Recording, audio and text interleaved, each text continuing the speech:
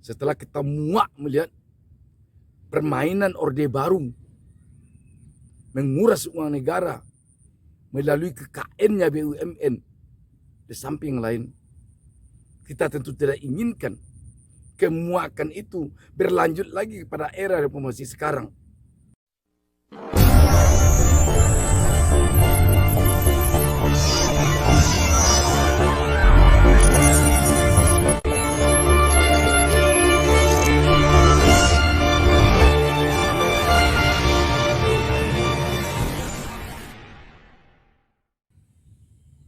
Assalamualaikum warahmatullahi wabarakatuh. Jumpa lagi dengan saya Bustami Narda. Saya kembali mendoakan kepada Allah Subhanahu wa taala, Tuhan Yang Maha Esa. Semoga seluruh penonton channel YouTube Bustami Narda selalu berada di dalam bimbingan Allah Subhanahu wa taala ke jalan yang benar.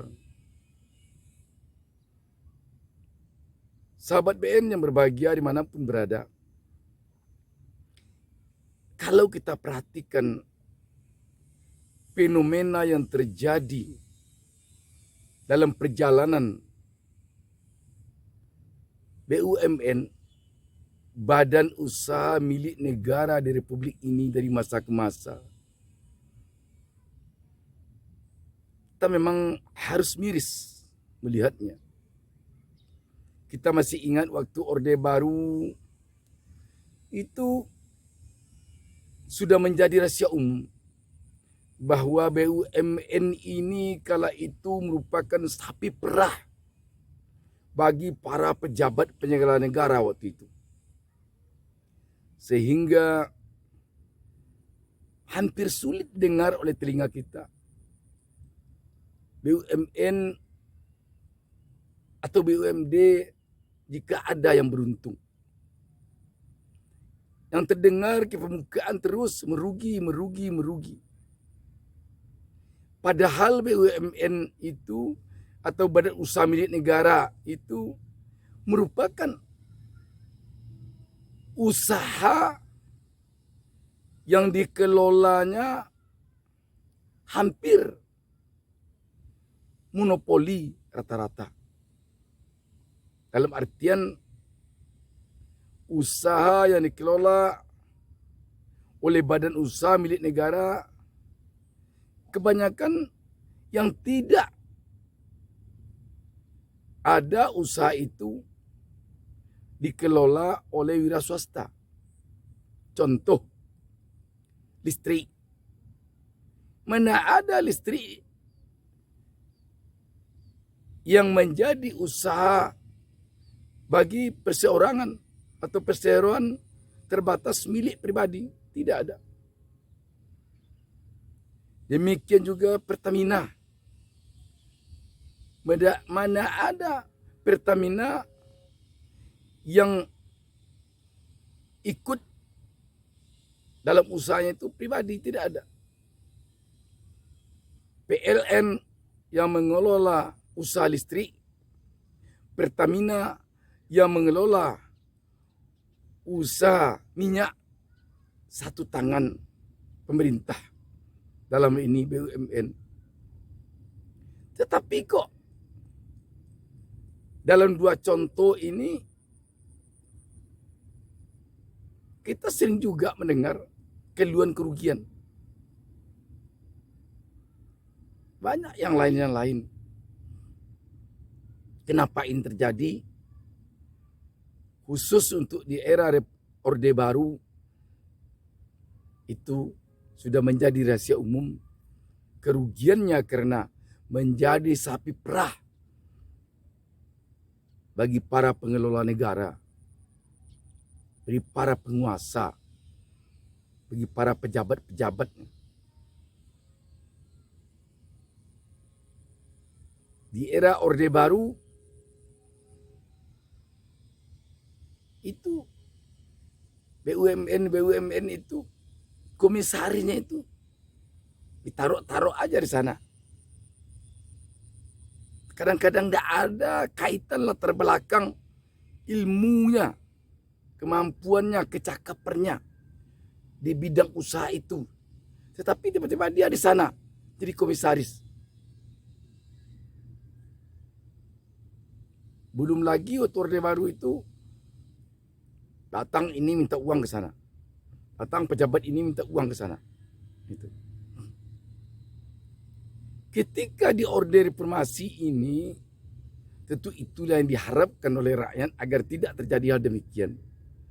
Tidak terjadi lagi BUMN ini menjadi sapi perah dari para penyelenggara negara. Itu yang benarnya diharapkan oleh rakyat dengan datangnya Orde Baru. Tidak ada lagi rakyat mendengar badan usaha milik negara yang mengelola usaha-usaha yang sifatnya monopoli, rugi saja ceritanya. Tapi untung itu yang diharapkan. Tetapi kalau kita perhatikan sekarang ini, kita lagi-lagi juga prihatin melihat nasib BUMN kita. Garuda, perusahaan penerbangan yang terbesar di Indonesia ini Garuda. Garuda itu BUMN. Harusnya kita tidak mendengar lagi Garuda itu rugi. Tetapi apa terjadi sekarang?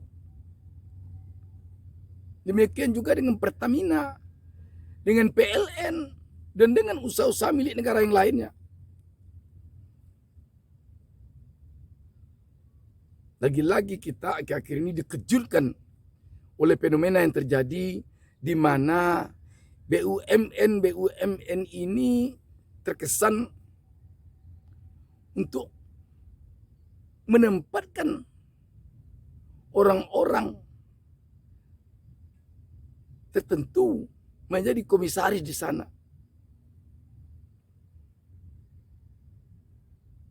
Ini.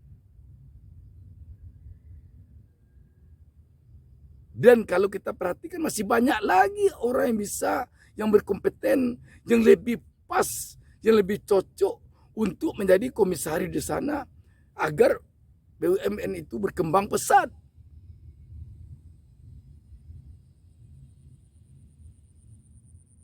Ini lagi-lagi memperhatikan. Kalau hanya BUMN ini untuk menempatkan orang-orang tertentu saja di sana sebagai komisarisnya, tanpa pertimbangan apakah di sana dia akan memberikan andil untuk membesarkan BUMN itu. Tetapi sebaliknya hanya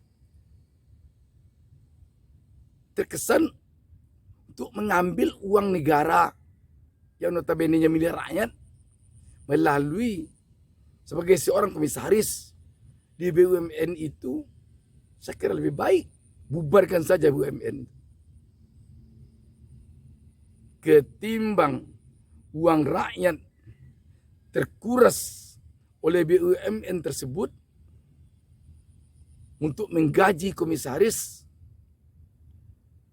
sementara keperluan uang negara sangat penting untuk hajat hidup orang banyak yang lebih membutuhkan, yang lebih sengsara hidupnya daripada komisaris tersebut. Seperti bantuan sosial untuk pedagang asongan, bantuan sosial untuk tunawisma, bantuan sosial untuk orang lansia, bantuan sosial untuk orang terkena PHK. Lebih baik untuk itu daripada untuk membiayai BUMN yang notabene-nya komisarisnya di tanah orang yang hidupnya lebih mapan dari itu. Contoh, seorang rektor yang notabene-nya hidupnya sudah mapan, dia sudah dilengkapi fasilitas negara, gajinya sudah besar, dia sudah profesor doktor, tetapi disisipkan juga dia untuk komisaris sebuah BUMN.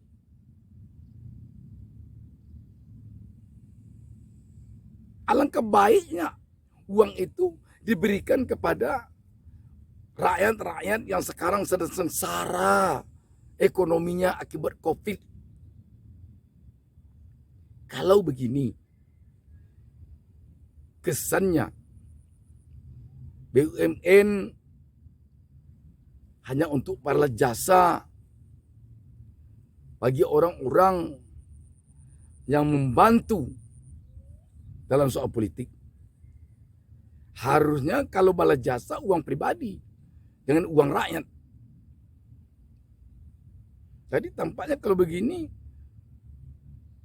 BUMN ini hanya parasit bagi negara. Dan diharapkan untung untuk pemasukan keuangan bagi negara.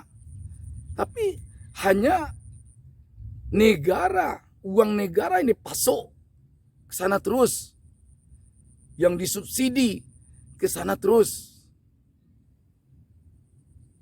Agar bisa membayar gaji komisaris.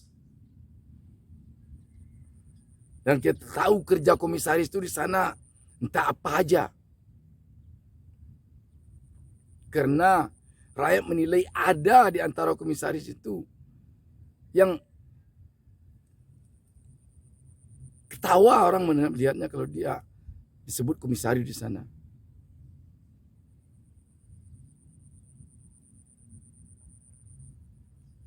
Dan pengelola perusahaan negara itu seperti direktur utama sampai bawah tidak berkutik. Sebab kalau sempat dia sebagai praktisi coba-coba pula menantang tidak menerima komisaris yang ditaruh di sana, dia bisa dicopot. Daripada dia dicopot, lebih baik dia ambil sama kong kali kong saja di dalam lagi. Jadi kalau begitu, terkesan BUMN itu dari masa ke masa, dari era ke era, hanya ladang KKN. Tempat kolusi, tempat korupsi, tempat nepotisme.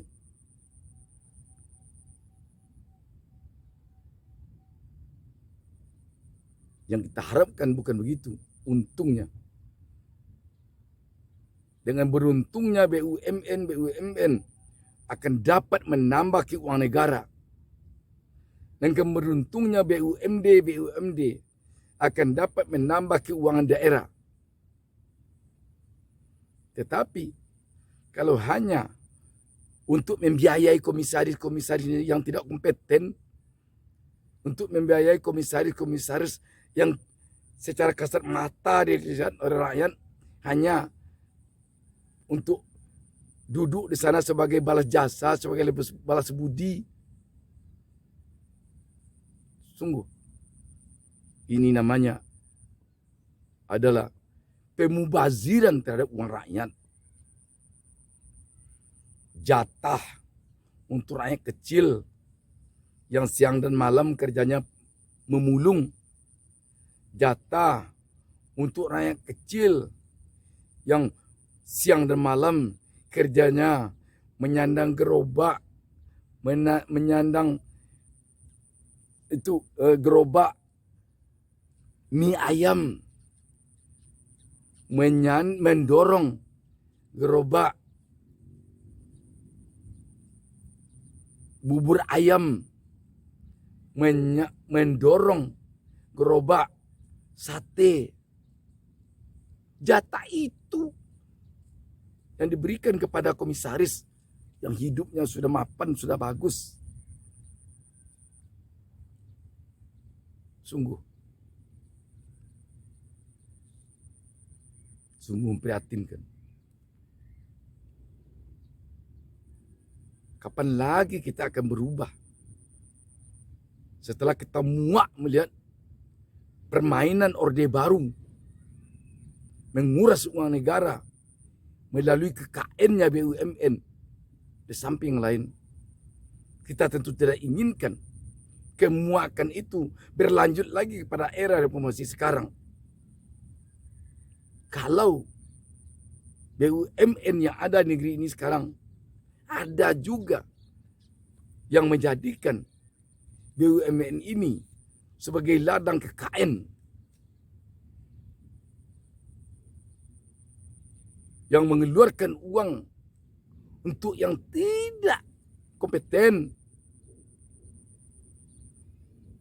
hanya berlandaskan kepada ini kan sesuai dengan undang-undang, ini kan sesuai dengan undang-undang, ini kan sesuai dengan aturan, taruh aja orangnya di sini.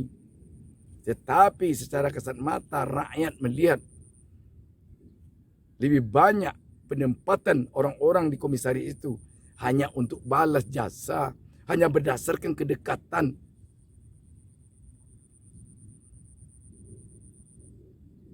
Itu saja. Kalau begitu sebaiknya bubarkan saja BUMN ini. Daripada BUMN ini menjadi penguras uang rakyat, lebih baik dia bubar. Sebab kehidupan rakyat sekarang sudah tidak tahan lagi oleh rakyat, susahnya sekarang ini tidak tahan lagi.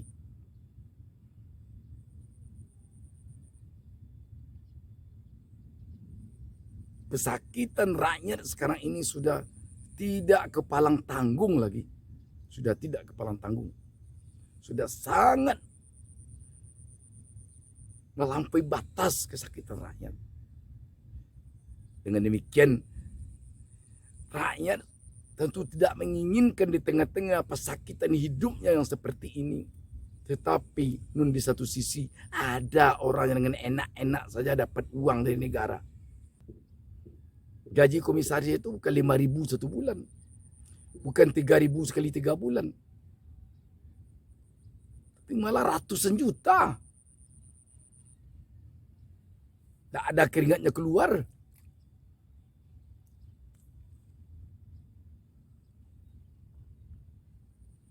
Kalau dikatakan, mengapa dulu tukang miso, mengapa dulu tukang dorong gerobak mie ayam tidak sekolah, tidak rajin sekolah, tidak menjadi orang politik, tidak melamar pekerjaan di pemerintahan. Kalau itu alasannya, itu uang rakyat. Tidak bisa dialasan demikian. Hak rakyat untuk memperoleh uang itu. Hak rakyat untuk dibantu. Semoga ke depan negeri ini bersih dari KKN. Karena KKN itulah yang menjadi pangkal utama perjuangan rakyat, mahasiswa dulunya menumbangkan Orde Baru. Kita tahu bagaimana mahasiswa ada yang meninggal waktu reformasi dengan sangat mengenaskan. Kita masih ingat tentu peristiwa jembatan Semanggi dan yang lain-lain. Itu yang kita harapkan agar KKN tidak ada lagi di negeri ini.